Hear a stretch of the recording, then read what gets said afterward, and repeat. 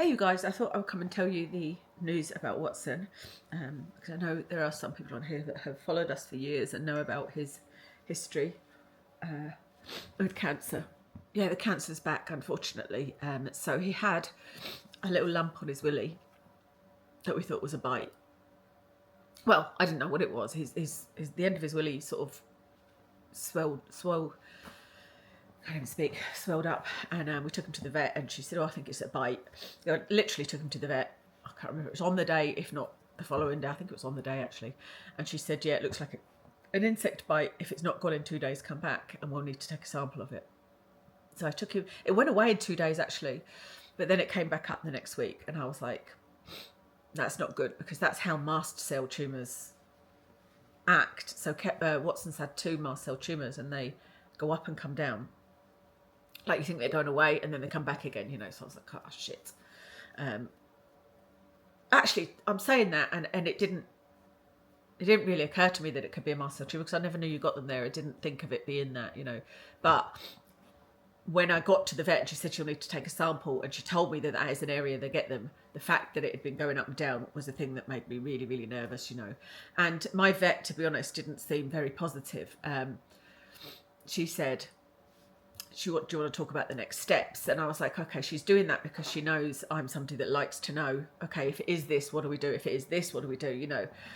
And I said to her, could it be something else? Is there anything else it could be? And she was like, and I was like, oh, and she said, maybe some kind of rare lump. But I was like, yeah, okay, so it's not looking good.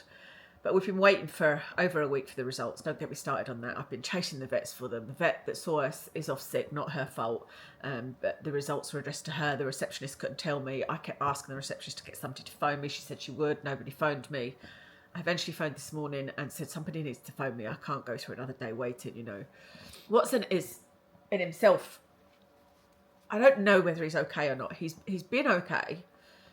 He's not bothering it. But then we've been giving him Piriton, which is for mast cell tumours and for his allergies.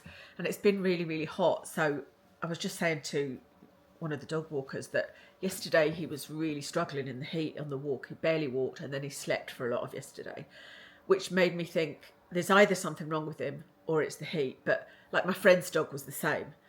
And so I don't know whether that's the heat or whether that's, he's going downhill.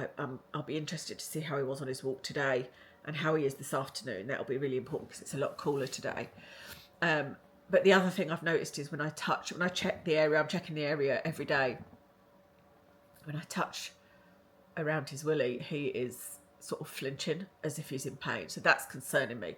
So I've made an appointment with the vet on Thursday. Sorry if I'm all over the place. I am all over the place. That's just the way it is. I've made an appointment with the vet that's back from sickness on Thursday. Today's Monday, because she's dealt with a lot of these tumours, and she knows Watson, and she's seen the lump, and I want her to examine him and see. I think it's swollen. I think the shaft of his penis is swollen, and like I said, reacted to pain. I want her to tell me if he's in pain or not, to the best of her ability, obviously. And also I've got questions for her. Like, I just wrote them down. What did I do with them? I wrote them down and then took a photo of the questions. I'm going to ask her, what are dogs like when they're 12 to 16 years old, i.e. are they healthy? This will make sense when I tell you in a minute. Have you seen any survivors or low grade? Is he in pain? Have you seen any without surgery that choose not to have surgery? So what can they do for it? Surgery is the number one for all mast cell tumours, is surgery. Not chemo, not radiation, not at this stage, just surgery. For Watson's first and second tumours, we went through that. They just did surgery. It's a huge surgery. It's even bigger surgery, this one, because it's in this delicate area, and it would be a tricky recovery because, he's going to be in pain when weeing and whatnot because of where it is. It will stretch the stitches or the wound. But without doing surgery, we don't know what type of tumour it is. So mast cell tumours go from grade. There's 2 different types of grading systems, but you can either have a low grade or a high grade. Let's say it like that. We were lucky. The very first tumour Watson had was a low grade. That was the one under his arm, and that means that it's cured. That it's completely cured. It doesn't mean that it will never come back again, because mast cell tumours do recur, and after they've had one tumour, there's a chance they'll come back. I can't remember the exact percentage. And then after they've had 2, there's a higher chance they'll come back. Because the oncologist said to me last time I saw him, he said, this will probably get him in the end. Then his second tumour was on his neck, another mast cell tumour. They took it out, they tested it, and it was not as lower grade as the first one, but it wasn't even a medium. He didn't need any chemo, didn't need any radiation. We wouldn't have done radiation anyway, but that was that. And then now this one will need to be tested in the same way. They'll need to remove it to be able to tell anything. Can't do, because I had said, can they not do a biopsy? I was discussing all this with Alex before we even knew. Can you not do a biopsy? And she said no, because the minute they make a cut in that area, it isn't ethical to just take a small sample and not take the whole thing with margins. It's just not ethical in that area. It's too delicate an area. It would make it tricky to go back in and do, surgery. Not to mention, it's not about the amount of tissue you take. It's about the cut, and you're cutting in to take a biopsy and you need a good amount, that kind of thing. So that made sense. So we won't know without surgery. And with surgery, and they test the tumour, it can either be a low grade or a high grade. Low grade will mean that it's curative and he's cured, and that's that. High grade will mean it's most likely spread to other areas and he have 3 or 4 months to live. And what Alex has told me her experience has been is that they're mostly high grade in that area. I would like to hear that from the oncologist, because I've looked up and found a study, and this is called a preputial mast cell tumour, if anybody wants to look it up. Preputial, Preputial, because it's on his prepuce, which is the skin of his penis. It's not on his actual penis, it's on the skin. Because I was saying to her, can you not just is that not excess skin? Give him a circumcision like men have, and that won't be too bad, And she was like, no. Yeah, I found a study on 8 dogs. I can't remember every single detail. If I get this wrong, get it wrong. But on 8 dogs, they all had the surgery. I think 7 came back as low grade. So that's a huge percentage out of 8 dogs. And they did a follow-up in 2 years, and I think 6 of them were alive. So that's if I just look at that study, which is the only thing I can find about preputial tumours, there doesn't seem to be a lot of information. There's a lot of information about mast cell tumours, but not about these ones on the penis. That's really hopeful if we were to put him through the surgery. Honestly, we don't know what to do. I've been trying to discuss this with Kev, and it's difficult because Kev's not want to discuss it before we actually know. Now we actually know, he'll be much happier to discuss it.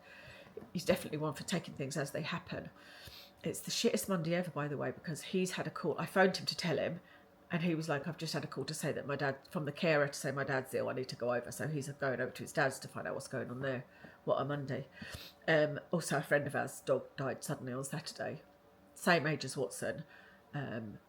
Wasn't eating one day, wouldn't walk the next day. Took him to the vet, had a massive tumour on his liver, and they wouldn't let her take him home.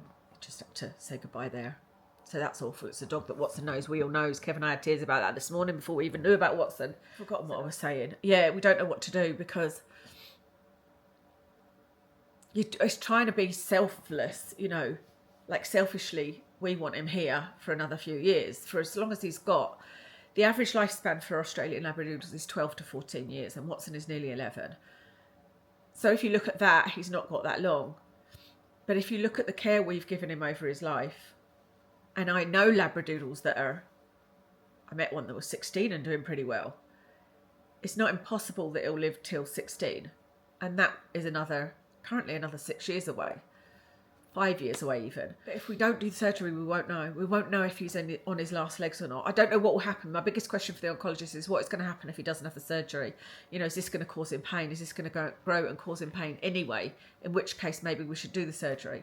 But the big downside for doing the surgery is if we do the surgery and it comes back as aggressive, the sample comes back as aggressive, then he will only have a few months to live, and some of that time will be recovering from that surgery. And so I will feel like we've ruined the end of his life, The big thing if we don't do the surgery is if it's aggressive, he'll go downhill anyway. And we just won't know whether we're at the end or whether he's got years. We'll be constantly looking at him. So that's why it's such a difficult decision. But I want to ask as well about, Labradoodles, and how many Labradoodles have they seen that are older and that kind of thing. As you can see, I've been crying my eyes out for 9:30, 10:30, 11, 2 hours now, and letting people know and getting lovely messages. So I'll keep you guys updated, because it helps me to talk, even if it's just talking on camera, because I know there's lots of you out there that really care about Watson and what's going on. So yeah, I'll let you know.